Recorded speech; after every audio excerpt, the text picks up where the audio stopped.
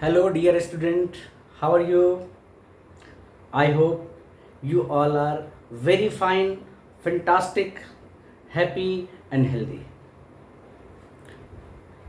I am RK Jha, your physics teacher, once again with a new lecture, new video. And आज का जो topic है वो class 11th वालों का जस्ट एक शुरुआत है, ये starting of class 11th। First chapter था फिजिकल वर्ल्ड, जिसका वीडियो आप लोगों ने देखा, बहुत अच्छा पसंद किया, बहुत अच्छा लाइक किया आप लोगों ने, थैंक यू। और आज जो हम शुरू कर रहे हैं यहाँ से आपका सिलेबस स्टार्ट हो जाता है।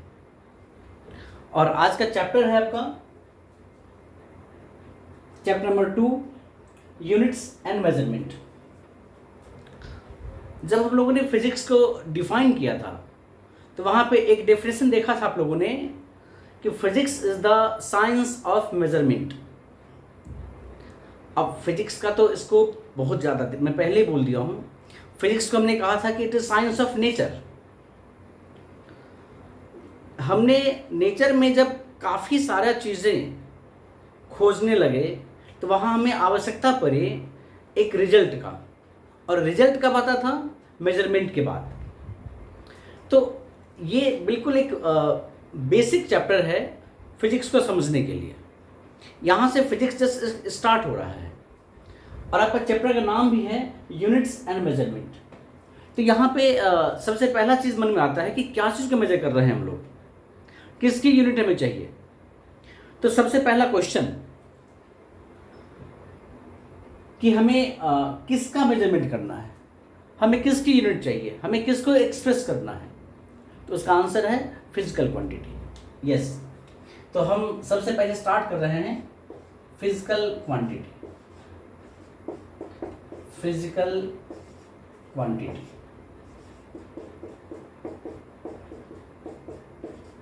Yes, what is the meaning of physical quantity? Anything in nature which can be measured, anything in nature which can be measured, and measurement can describe the laws of physics, concept of physics, theory of physics। जब कोई measurement physics के theory को, physics के concept को explain कर रहा हो, तो जिस प्रॉपर्टी को आप मेजर कर रहे हो वो प्रॉपर्टी कहलाता है फिजिकल क्वांटिटी। आप देखेंगे नेचर में ऐसे कई सारी चीज़ें हैं आप जिसको मेजर कर सकते हो, और कुछ ऐसी भी प्रॉपर्टी है जो मेजरेबल नहीं है। जैसे आप सारे बच्चे कितने सुंदर हो, तो कितने सुंदर हो इसका कोई मेजरमेंट नहीं है, इसका कोई मेजरमेंट नहीं है। लेकिन आपकी हाइट क्या है, आपका वेट क्या है, आप कितने स्पीड से दौड़ पाते हो, आप कितने ऊंचे जंप लगा पाते हो, तो ये कई सारी चीजें ऐसे हैं जो मेजरेबल है। तो any properties which can be measured, जिसको मेजर कर सकते हैं, जिसके मेजरमेंट को हम एक्सप्रेस कर सकते हैं, they are called physical quantity. तो हम यहाँ पे कह सकते हैं कि any properties which can be measured are called physical quantity. बिल्कुल सही। अब आज के लेक्चर में हम लोग बेसिकली फिजिकल क्वांटिटी को ही एक्सप्लेन करेंगे। आज का जो लेक्चर हम लोगों का, उसमें हम लोग फिजिकल क्वांटिटी के बारे में ही एक्सप्लेन करेंगे। तो डेफिनेशन समझ में आ गया आप लोगों को? Any properties which can be measured are called physical quantity, and जिसकी मेजरमेंट फिजिक्स के लॉज को समझने में, फिजिक्स के कॉन्सेप्ट को समझने में, फिजिक्स के थ्योरी को समझने में हमें हेल्प कर रहा है, ये कहलाएगा physical quantity. Now types of physical quantity, आगे हम बात करेंगे types of physical quantity. Quantities कर लो, फिजिकल क्वांटिटीज। बहुत सारे बुक लिखते हैं 2 टाइप्स, लेकिन मैं यहाँ पे बताने वाला हूँ 3 टाइप्स। ये 3 टाइप्स कौन कौन से हैं उसको समझें। फर्स्ट है आपका fundamental physical quantities. Yes, second है यहां पे डिराइव्ड फिजिकल क्वांटिटीज। और एक और यहां पे है जो काफी इंपॉर्टेंट है, उसको हम लोग बोलते हैं सप्लीमेंट्री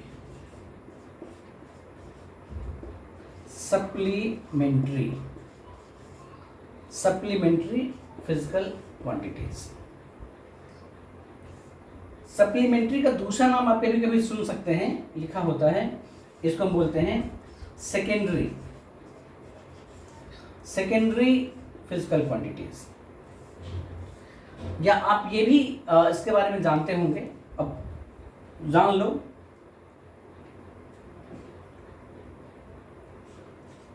फिजिकल क्वांटिटीज, इसको बोलते हैं ज्योमेट्रिकल फिजिकल क्वांटिटीज। क्या बोलते हैं?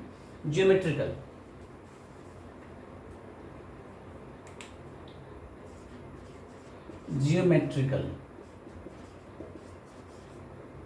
फिजिकल क्वांटिटीज ऑफ किसका ध्यान रखना, सर्कल का एंड स्फीयर। अभी जब इसका डिटेल बताऊंगा तो आपको और इजी लग जाएगा ये। तो there are 3 types of physical quantities: fundamental physical quantities, derived physical quantities, supplementary physical quantities. Okay, हम पहले बात करते हैं फंडामेंटल फिजिकल क्वांटिटीज को समझने की कोशिश करते हैं।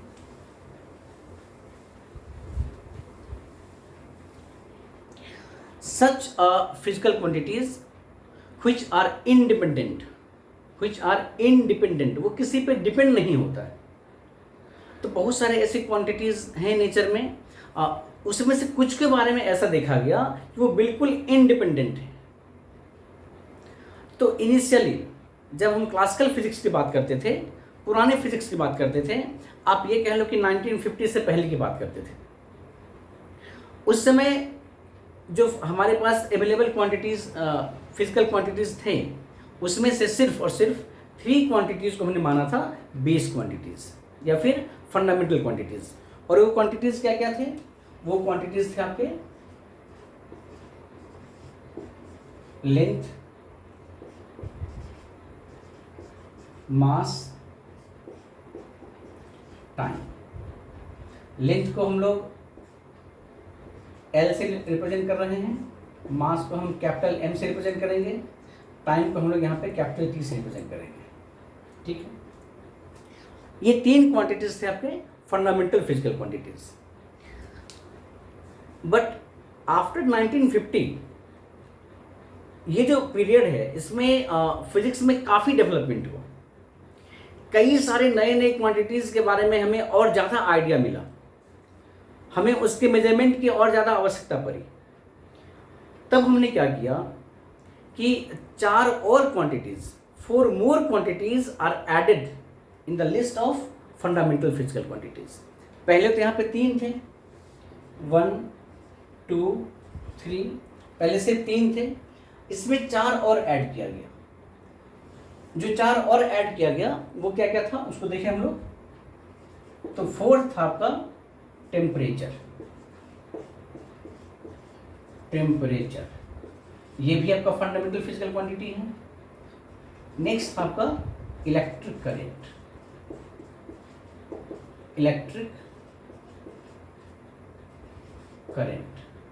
6 में था very interesting, very important, luminous intensity. ये जो ल्यूमिनस इंटेंसिटी है, ये लाइट की विजुअल प्रॉपर्टी है। आप जो लाइट देखते हो, विजिबल लाइट, उसकी विजुअल प्रॉपर्टी है। लाइट की 2 प्रॉपर्टी होती हैं, एक विजुअल, एक फोटोनिक। फोटोनिक से एनर्जी वाली बातें रिलेट करते हैं हम लोग, फोटोन्स का कॉन्सेप्ट वहाँ देखते हैं, और विजुअल मीन्स विजन से रिलेटेड। तो ये जो ल्यूमिनस इंटेंसिटी है, इल्यूमिनेंस होता है, ऐसे कई सारे और प्रॉपर्टी हैं। तो ल्यूमिनस इंटेंसिटी को हमने माना है base quantity, fundamental physical quantity, और ये लाइट की विजुअल प्रॉपर्टी है। इसका जो सिंबल होता है उसमें काफ़ी चीज़ छुपा हुआ है। इसका सिंबल होता है स्मॉल एल और नीचे लिखते हैं वी। ये जो वी है, ये वी रिप्रेजेंट कर रहा है विजुअल प्रॉपर्टी ऑफ लाइट को, ठीक है, ल्यूमिनस इंटेंसिटी। और last but not least it is amount of matter. Amount of matter, amount of matter को हमने सबसे लास्ट में ऐड किया फंडामेंटल फिजिकल क्वांटिटी में। उसके भी कई सारी कहानियां हैं। इसका सिंबल होता है, कभी कभी इसको हम स्मॉल एन से रिप्रेजेंट करते हैं, तो कभी इसको हम लोग कैपिटल एन से भी रिप्रेजेंट करते हैं। ओके, एक तो मास यहाँ पे है ही, हम मास को भी डिफाइन कैसे करते हैं, टोटल क्वांटिटी ऑफ मैटर मास होता है, और ये अमाउंट ऑफ मैटर, दोनों में डिफरेंस क्या है। तो जहाँ हमें मैक्रोस्कोपिक प्रॉपर्टी की बात हम लोग कर रहे होते हैं, वहाँ तो हम मास से काम चलाते हैं, लेकिन अमाउंट ऑफ मैटर एक ऐसा क्वांटिटी है जो मास को भी एक साथ ले रहा है, मास के साथ साथ नंबर, काउंटिंग जब होती है तो एक ह्यूज नंबर को भी ये अपने पास अपने में समेट लेता है, और नॉट ओनली नंबर, वॉल्यूम को भी। तो अमाउंट ऑफ मैटर को हम लोग मास के टर्म में भी लिख सकते हैं, नंबर के टर्म्स में भी एक्सप्लेन कर सकते हैं, एंड वॉल्यूम के टर्म में भी एक्सप्लेन कर सकते हैं। और ये काफ़ी पॉपुलर क्वांटिटी होता है। इसकी यूनिट आप लोग पढ़े होंगे, मोल, MOLE, मोल। वेरी वेरी वेरी इंटरेस्टिंग, मोल। कभी कभी इसको हम लोग MOL भी लिखते हैं, मोल। सो टेम्परेचर का यहाँ पे सिंबल क्या लिखेंगे हम लोग, K। इलेक्ट्रिक करंट का लिखते हैं A। ल्यूमिनस इंटेंसिटी का सिंबल है LV। काफ़ी एक बात और बता देता हूँ जो काफ़ी इंटरेस्टिंग, बहुत कम जगह देखने को मिलता है। ये जो मैं लिखा हूँ LMTKA, ये LV इसका सिंबल है, लेकिन जब आप डिराइव्ड क्वांटिटी को फंडामेंटल के टर्म में रिप्रेजेंट करते हैं, वहाँ हम डायमेंशन की बात करते हैं, तो आगे एक्सप्लेन करूँगा इस चीज़ को मैं। ल्यूमिनस इंटेंसिटी का जो डायमेंशनल रिप्रेजेंटेशन है वो है J। इसको मैं अलग कलर से लिख देता हूँ, J। J है इसका डायमेंशन ऑफ ल्यूमिनस इंटेंसिटी, याद रखेंगे इस चीज़ को हम। और अमाउंट ऑफ मैटर के लिए मोल या MOL, मोल हम यूज कर सकते हैं। तो it is about fundamental physical quantities, ठीक है। आज हम लोग क्वांटिटीज की ही बात कर रहे हैं, यूनिट की बात हम बाद में करेंगे। आगे हम बात करते हैं, पहले बात करते हैं सप्लीमेंट्री फिजिकल क्वांटिटी का, फिर करेंगे डिराइव्ड क्वांटिटी की बातें।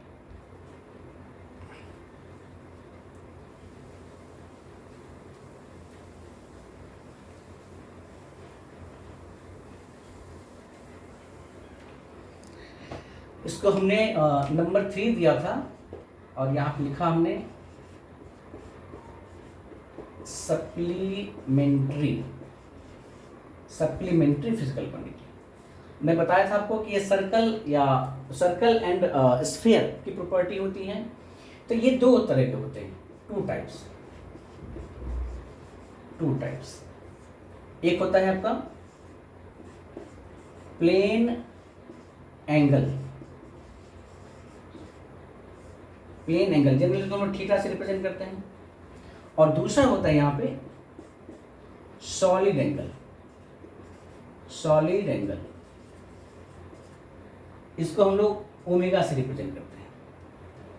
प्लेन एंगल के बारे में डिटेल से बताऊंगा, एक अलग वीडियो बनेगा, वहाँ पे हम जब सर्कल की बात करते हैं तो आपको याद होगा कि ये सर्कल का सेंटर होता है, ये कोई रेडियस है, एक बेस लाइन, और यहाँ से अगर हम यहाँ तक मूव करते हैं तो ये जो थीटा होता है, इट इज़ एंगल, ये यहाँ पे आपका आर्क लेंथ होता है, और यहाँ पे जो एंगल लेते हैं तो आर्क बाय रेडियस करके हम लोग इसको theta is equal to arc by radius, ये हम लोग काफ़ी बचपन से पढ़ते आ रहे हैं। तो एक प्लेन एंगल है और दूसरा है सॉलिड एंगल।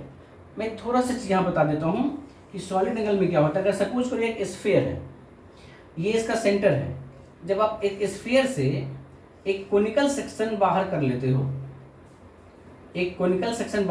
हैं, तब यहाँ जो स्पेस मिल रहा होता है उसको हम लोग बोलते हैं सॉलिड एंगल, खैर इसके बारे में डिटेल से आगे बात करेंगे। प्लेन एंगल की यूनिट हम लोग लिखते हैं रेडियन। क्या लिखते हैं? रेडियन। और सॉलिड एंगल के बारे में लिखते हैं हम लोग एस्टेरेडियन। एस्टेरेडियन, इसको हम लोग ये जो एस्टे है इसका मतलब होता है स्टैंडर्ड रेडियन। स्टैंडर्ड रेडियन, ठीक है। तो अभी इसके बारे में इतना जानेंगे, डिटेल्स और देखेंगे अगले वीडियो में।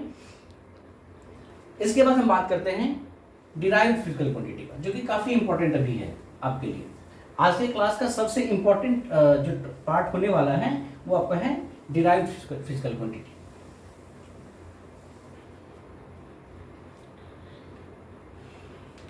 ये है आपका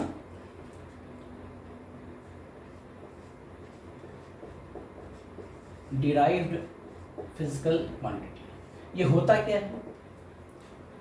तो such a physical quantity which can be obtained from fundamental physical quantity. इसका मतलब क्या हुआ कि जब दो या दो से अधिक फंडामेंटल क्वांटिटी मिलके एक न्यू क्वांटिटी बनाती है तो उसको हम लोग कहते हैं डिराइव्ड फिजिकल क्वांटिटी। कई सारे इसके एग्जाम्पल होंगे और हम एग्जाम्पल के साथ साथ इसमें एक और नई बात क्या देखना चाहते हैं कि जो डिराइव्ड फिजिकल क्वांटिटी है वो फंडामेंटल पे कैसे डिपेंड कर रहा है। और डिराइव्ड क्वांटिटी जो फंडामेंटल पे डिपेंड कर रहा है उसके लिए जो हम उसका सिंबल लिखेंगे तो उसके लिए एक अलग टॉपिक आपको पढ़ना है, उसको हम लोग बोलते हैं डायमेंशन। तो पहले मैं सिंबॉलिकली आपको बता देता हूँ, फिर हम डायमेंशन का डिस्कस करेंगे बाद में। आप अभी देखोगे डिराइव्ड फिजिकल क्वांटिटी के एग्जांपल्स और साथ साथ में जैसे फर्स्ट हम बात करते हैं यहाँ पे एरिया। एरिया का मेजरमेंट हम कैसे करते हैं, याद होगा आप लोगों को, लेंथ इनटू ब्रेथ। अब यहाँ पे आपने देखा था अभी जो बेस यूनिट आपका था फंडामेंटल फिजिकल क्वांटिटी जिसको हमने बोला था, उसमें क्या था? लेंथ, मास, टाइम। टेम्परेचर के लिए हमने के लिखा था, इलेक्ट्रिक करंट के लिए हमने ए लिखा था एम्पियर, ल्यूमिनस इंटेंसिटी के लिए हमने जे लिखा, बताया था अभी आपको, और अमाउंट ऑफ मैटर के लिए हमने यहाँ पे लिखा MOL मोल। 7 हो गए, यस। अब देखो तो एरिया जो है डिराइव्ड है, कैसे डिराइव्ड है? इट मीन्स एरिया कहीं ना कहीं फंडामेंटल में डिपेंड होना चाहिए। तो देखो तो लेंथ इसमें कहीं दिख रहा है तो बिल्कुल L दिख रहा है हमें, तो क्या हम लोग इस लेंथ को L लिख सकते हैं? और ये ब्रेथ क्या होता है? ब्रेथ भी एक तरह का लेंथ ही है, ब्रेथ भी एक तरह का लेंथ ही है। तो ये भी आपका फंडामेंटल क्वांटिटी में आ रहा है, इसको हम लोग L इंटू L लिख सकते हैं और इसको चाहे तो हम लोग यहाँ पे L2 लिख सकते हैं। इट मीन्स एरिया फंडामेंटल पे डिपेंड कर रहा है किस फॉर्म में? L का पावर 2 के फॉर्म में। ओके, नेक्स्ट एग्जांपल हम बात करते हैं वॉल्यूम। वेरी इंपॉर्टेंट, बड़े ध्यान से इसको देखो, बड़ा प्यारा चीज़ है, काफ़ी इजी चीज़ है। एक बार समझ जाओगे तो फिर कभी भूलोगे नहीं जिंदगी में। वॉल्यूम के बारे में जानते हैं आप लोग, it is length into breadth into height, LBH लिखते हैं हम लोग। तो जैसे यहाँ पे आपने देखा लेंथ L है, ब्रेथ भी L होता है, हाइट भी L ही होता है, तो हम लोग इसको क्या लिख सकते हैं? L का पावर 3।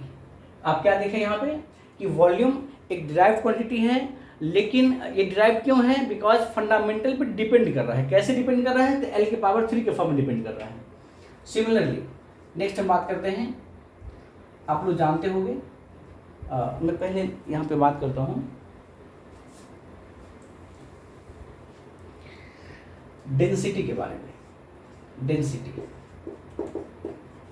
और डेंसिटी क्या होता है? डेंसिटी होता है मास अपॉन वॉल्यूम।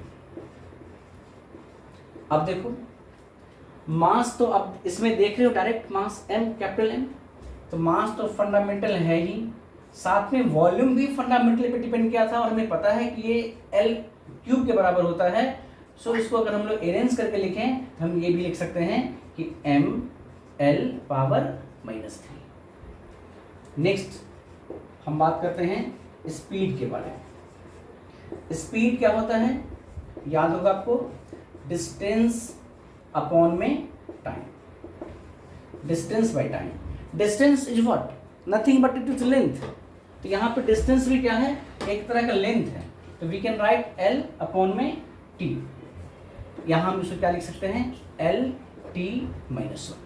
अच्छा एक बात और समझ लो, यहाँ पे ये जो हम लिख रहे हैं फंडामेंटल के फॉर्म में, आप चाहो तो इसको ब्रैकेट के अंदर बंद कर सकते हो। इसको हम लोग ब्रैकेट के अंदर में बंद करने का प्रैक्टिस अभी से कर लें, ठीक है। नेक्स्ट हम बात करते हैं वेलोसिटी के बारे में।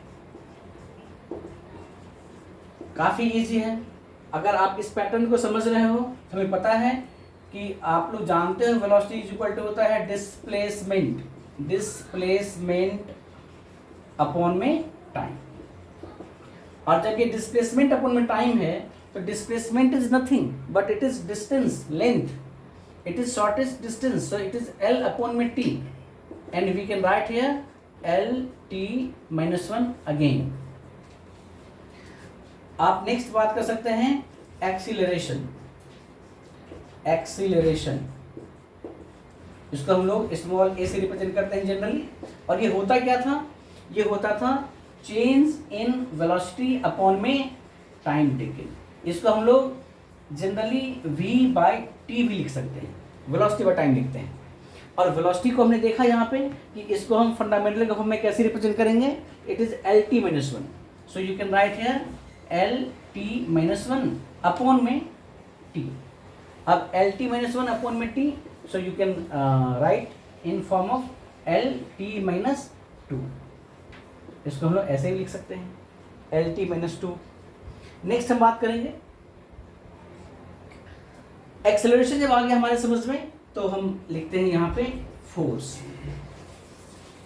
फोर्स को हम लोग कैपिटल एफ से रिप्रेजेंट करते हैं, very well known physical quantity, काफ़ी समय से हम लोग इसको यूज कर रहे हैं।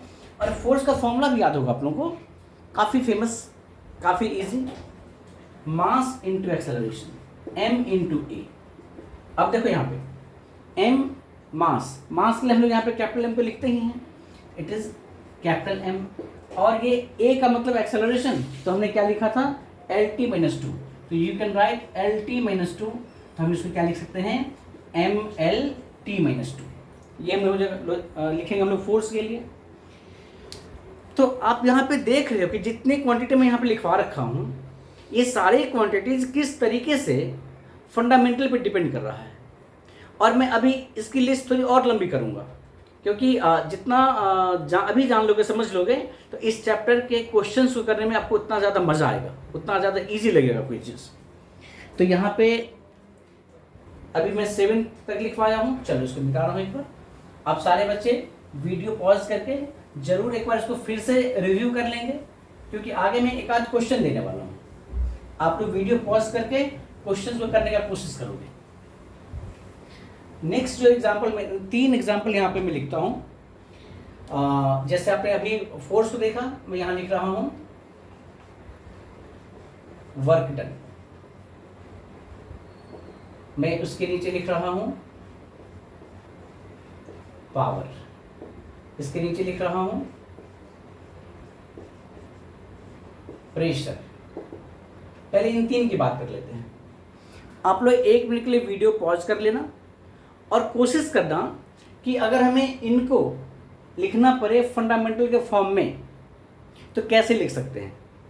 How can you express these quantities in terms of L M T K A, जो भी यहाँ लिखा हुआ है उसके फॉर्म में।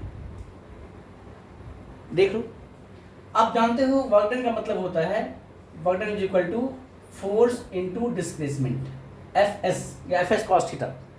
तो एफ एस, अब यहाँ पे फोर्स इनटू डिस्प्लेसमेंट, तो फोर्स के बारे में पीछे भी आपने क्या देखा था, M L T minus 2 into L करना पड़ेगा डिस्प्लेसमेंट के लिए। तो यहाँ पे हमें क्या लिखना पड़ेगा finally, M L two T minus 2। इसको भी बंद कर दो स्क्वायर ब्रैकेट के अंदर में। सिमिलरली पावर की जब बात करेंगे तो पावर का मतलब होता है, सारे बच्चे जरूर जानते होंगे, आप लोग नहीं जानते तो याद रखना चाहिए, याद रखें। अभी जितनी क्वांटिटी मैं यहाँ पे लिखूंगा सारे काफ़ी कॉमन क्वांटिटी हैं जो आप बराबर यूज़ करोगे। और 11th में जैसे जैसे सिलेबस आगे बढ़ेगा वैसे वैसे पूरी बातें देखेंगे आप लोग। लेकिन अभी भी ये सारी चीज़ आपको याद होनी चाहिए। एक अच्छे बच्चे को ये सारी क्वांटिटीज याद होते हैं। तो आगे हम बात करते हैं पावर के लिए। एंड पावर का मतलब होता है वर्क डन अपॉन में time, rate of doing work is called power. तो यहाँ पे क्या देखेंगे हम लोग, वर्क डन के लिए अभी आपने देखा वर्क डन के लिए फॉर्मूला ये था m/L2t-2 अपॉन में टाइम। ये टाइम ऊपर जाएगा तो क्या हो जाएगा यहाँ पे m/L2t-3। In this way you can say power. Similarly हम बात करेंगे प्रेशर का। प्रेशर को हम क्या लिख सकते हैं हम लोग, pressure is equal to force upon में एरिया। यस, याद होगा आपको कि pressure is defined as the force per unit area. Pressure is defined as the force per unit area. तो यहाँ पे फोर्स के लिए क्या लिखा हम लोगों ने, m/L2 अपॉन में L2। हमने लिखा था एरिया के बारे में L2। तो इसको जब आप यहाँ पे अरेंज करोगे तो कैसे लिख सकते हो। अच्छा देखो यहाँ ध्यान देना, ये L2 का मतलब क्या था, L इंटू L। ये एक L इस L से कैंसिल हो जाएगा और यहाँ पे हमें क्या लिखना पड़ेगा, M। जब ये L ऊपर जाएगा तो ML-1 और यहाँ पे T-2। तो ये हो जाएगा आपका ML-1 T-2। ये हो जाएगा प्रेशर के लिए। ठीक है, अब एक यहाँ पे मैं क्वेश्चन मार्क दे रहा हूँ, एक क्वेश्चन दे रहा हूँ। Express universal gravitational constant in terms of fundamental physical quantities। fundamental physical quantities।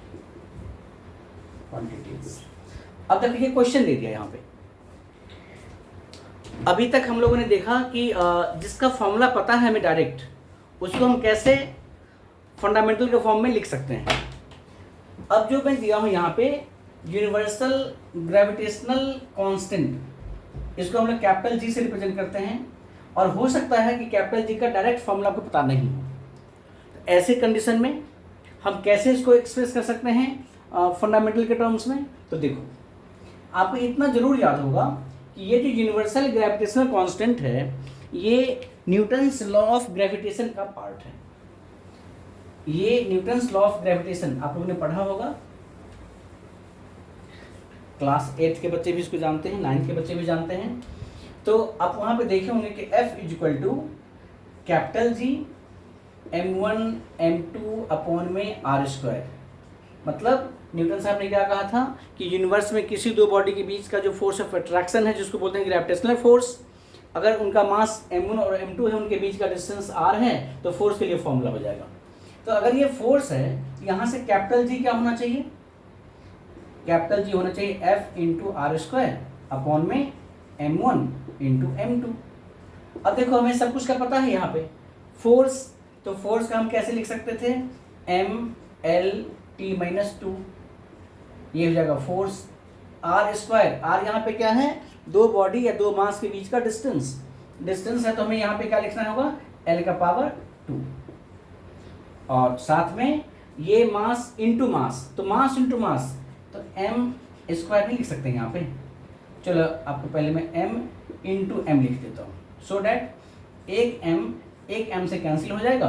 तो यहाँ पे क्या मिलेगा हमें, यहाँ मिलेगा एक m ऊपर जाएगा तो m-1, ये L और ये L2, L3 और T-2। In this way we can write universal gravitational constant in terms of fundamental physical quantities. ठीक है, ओके, वेरी गुड। मैं कुछ और भी एग्जांपल आपको दे रहा हूँ जो हमें काफ़ी हेल्प करेगा इस चैप्टर को और अच्छे से अंडरस्टैंड करने में। आपने गौर किया होगा अभी तक मैं जितनी क्वांटिटीज लिखा हूँ, इन सारे क्वांटिटीज में आपने सिर्फ और सिर्फ लेंथ, मास और टाइम का यूज़ किया है। आपके पूरे 11th के सिलेबस में जो क्वांटिटीज़ हमें एनकाउंटर करना है, पढ़ना है हमें, उसमें लेंथ, मास और टाइम के बारे में ही पढ़ेंगे। एक काफ़ी बेहतरीन चैप्टर है आपका थर्मोडायनामिक्स, वहाँ पे हम के बारे में बात की, मीन्स केल्विन, टेम्परेचर की बात करेंगे।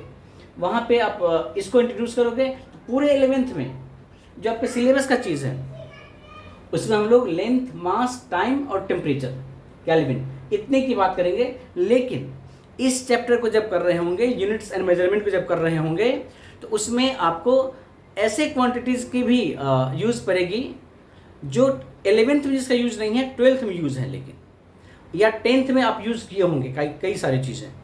तो हम कुछ वैसे क्वांटिटीज़ को भी यहाँ पे इंट्रोड्यूस कर रहे हैं। जैसे सबसे बेसिक चीज़ हम बात करते हैं चार्ज के बारे में। चार्ज, इलेक्ट्रिक चार्ज, ये एक्चुअली है क्या? Electric charge. It is electric charge. इसको हम लोग Q से रिप्रेजेंट करते हैं। अब इसको कैसे हम एक्सप्रेस करेंगे फंडामेंटल के टर्म्स में? तो आपको याद आना चाहिए, एक फॉर्मूला पढ़ा था आपने कि इलेक्ट्रिक करंट I का मतलब होता है rate of flow of charge. तो यहाँ से Q इक्वल टू क्या हो जाएगा? I into T. तो इसको कैसे लिखोगे? तो I तो है ही फंडामेंटल फिजिकल क्वांटिटी, एम्पियर, तो ये A हो जाएगा, और T मीन्स टाइम, तो ये हो जाएगा AT। कहने का मतलब क्या होगा? चार्ज को जब आप रिप्रेजेंट कर रहे हो फंडामेंटल फिजिकल क्वांटिटी के टर्म में, तो क्या होना चाहिए? AT, A for ampere and T for time. ठीक, चार्ज हो गया आपका। इसके बाद हम बात करते हैं, आप और भी चीज यहां देखे होंगे,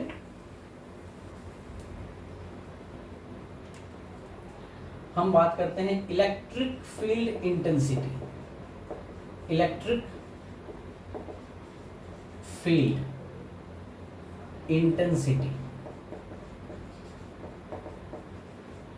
इसको हम लोग कैपिटल E से रिप्रेजेंट करते हैं।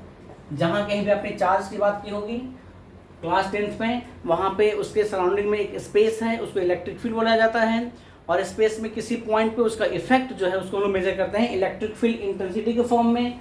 और इलेक्ट्रिक फील्ड इंटेंसिटी जो होता था, अगर आपको याद होगा बाय चांस, तो आप लोग लिखते थे force experienced per unit charge, per unit positive charge. Electric field intensity is given by F/Q, force experienced per unit charge. तो यहाँ से फोर्स का पता है हम लोगों को, क्या चीज? mLT-2 अपॉन में Q का पता है हमें AT, तो क्या हो जाएगा? ये हो जाएगा आपका mLT-2, और ये T ऊपर जाएगा तो एक माइनस और बढ़ जाएगा यहाँ पे T-3, और ये A है तो A-1। ये देखा हमने इलेक्ट्रिक फील्ड का। अगर इलेक्ट्रिक फील्ड देख लिया हमने, तो यहाँ पे एक और चीज देखो, काफी इंपॉर्टेंट, काफी interesting, electric potential. Electric potential, इसको जनरली हम V से रिप्रेजेंट करते हैं, कैपिटल V होता है ये, V से इसको रिप्रेजेंट करते हैं। और इलेक्ट्रिक पोटेंशियल आपको याद होगा, ये होता था work done per unit charge, work done per unit charge. मैं सारी बातें वही करूंगा जो आप लोग जानते होंगे, ऐसा कुछ भी नहीं बताऊंगा अभी जो आपके लिए बिल्कुल नया होगा। तो लेकिन जो पुरानी बातें हैं जो जान रहे हैं उसको मैं कलेक्ट कर देता हूँ, एक जगह इकट्ठा कर देता हूँ, ताकि आपको याद करना इजी हो जाए। तो वर्क डन अपॉन में चार्ज, या work per unit charge, charge को Q से रिप्रेजेंट करते हैं, कोई दिक्कत नहीं। तो यहाँ पे वर्क के लिए याद होगा आपको, हमने अभी जस्ट किया था mL2T-2 अपॉन में चार्ज के लिए क्या लिखेंगे? AT। तो क्या लिख सकते हैं यहाँ पे हम लोग? mL2T-3 और A-1। अगर आप इलेक्ट्रिक फील्ड और इलेक्ट्रिक पोटेंशियल के डायमेंशन, चलो इसको बोल दिया मैं डायमेंशन, अगर आप इसको कंपेयर करें तो हम यहाँ से एक रिलेशन यहाँ देख सकते हैं। अभी आपके काम का नहीं है, बट फिर भी मैं लिख देता हूँ यहाँ पे कि electric field intensity is equal to V upon में R होता है। आप इन दोनों रिलेशन को कंपेयर करके देख सकते हो, तो आपको पता चल जाएगा। Electric field intensity is equal to potential difference upon में दो पॉइंट के बीच का डिस्टेंस। चलो ये हमने देखा। अच्छा, अगर हमने इलेक्ट्रिक फील्ड देख लिया, पोटेंशियल डिफरेंस को ही हम लोग वोल्टेज भी कहते हैं, याद रखना। इलेक्ट्रिक पोटेंशियल या फिर पोटेंशियल डिफरेंस, पोटेंशियल डिफरेंस, और इसी को हम लोग बोलते हैं वोल्टेज। क्या बोलते हैं? वोल्टेज। तो वोल्टेज भी इसी को कहीं कहीं देखेंगे आप लोग EMF, electromotive force, EMF, electromotive force भी इसको हम लोग कहते हैं। तो इन सब की रिप्रेजेंटेशन इसी तरीके से होगा। ठीक है, बहुत बढ़िया, वेरी गुड। अगर हम लोग ये सब चीज़ कर लिए हैं तो एक आध चीज़ और यहाँ पे कर लेते हैं, एक आध चीज़ हम लोग यहाँ पे और कर लेते हैं। जैसे काफ़ी वेल नोन क्वांटिटी है आपका रेसिस्टेंस, बड़ा प्यारा क्वांटिटी है रेसिस्टेंस। ओम साहब ने इसको डिस्कवर किया था, रेसिस्टेंस। इसको हम लोग आर से रिप्रेजेंट करते हैं। और आपको याद होगा कि रेसिस्टेंस जो होता है, आर का मतलब होता है वी वोल्टेज, वोल्टेज अपॉन में करंट, अपॉन में करंट। इसको हम लोग V बाय I लिखते हैं। ठीक है, अभी आपने क्या देखा था कि V के लिए हमने देखा था जूल पर कुलम, याद होगा आपको। तो जूल का हमने लिखा था mL2T -2, तो वो -3 हो गया था, याद कीजिएगा, -3 और -3 और A -1 ये था वोल्टेज के लिए, अपॉन करंट तो अपॉन में A, ये ऊपर जाके -2 हो जाएगा। तो क्या हो जाएगा इसका mL2T -3 और A -2। ये है रिप्रेजेंटेशन ऑफ रेसिस्टेंस। अब एक बात और आगे याद कर लो, आप लोगों ने पढ़ा है क्लास 10th में रेसिस्टिविटी। रेसिस्टिविटी मैं सिर्फ यहाँ पे नाम लिख देता हूँ, इसको रो से रिप्रेजेंट करते हैं। आपको फॉर्मूला याद होगा R = ρL/A, जहाँ L क्या था? लेंथ ऑफ कंडक्टर, और A क्या था? उस कंडक्टर का एरिया ऑफ क्रॉस सेक्शन। एक मिनट,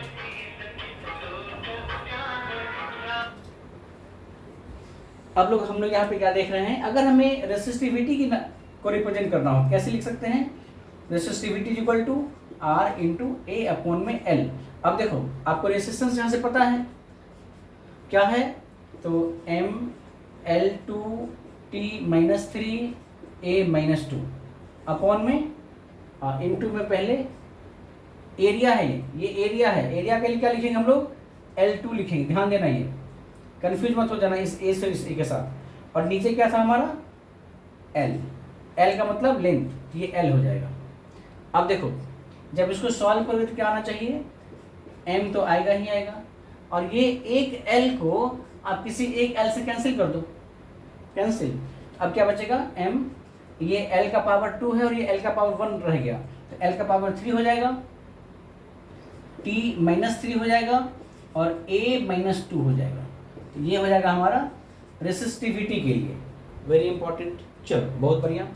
अब एक न्यू क्वांटिटी मैं आपको इंट्रोड्यूस कर रहा हूँ जो कई बार आपके सामने आएगा, वो आप अभी तक पढ़े नहीं होंगे लेकिन मैं इंट्रोड्यूस कर रहा हूँ, काफ़ी ईजी है, समझ में आ जाएगा आप लोगों को।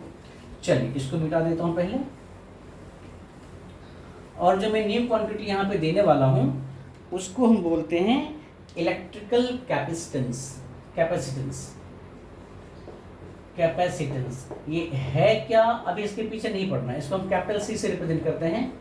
है क्या ये मत जानो, सिर्फ इतना जानो कि एक फॉर्मूला हमें पता है, चार्ज इक्वल टू होता है कैपेसिटेंस C इंटू वोल्टेज।